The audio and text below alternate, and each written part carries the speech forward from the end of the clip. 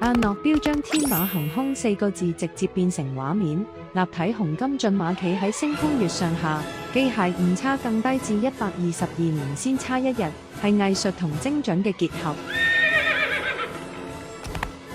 白雀標盤上嘅馬係用染絲珐琅一線一線燒出嚟，每一層顏色都要反覆高溫燒製，捕捉馬兒馳騁於星空下嘅動感神韻。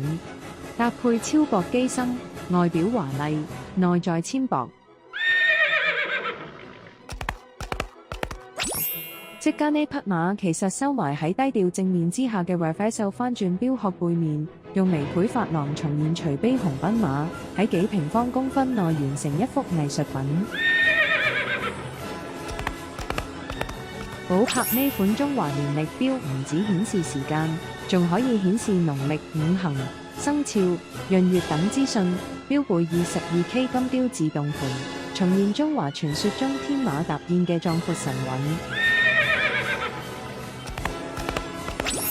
江詩丹頓推出2款分別以白金同18K 玫瑰金製成嘅馬年生肖錶，中央嘅立體駿馬係雕刻絲花3日純手工完成，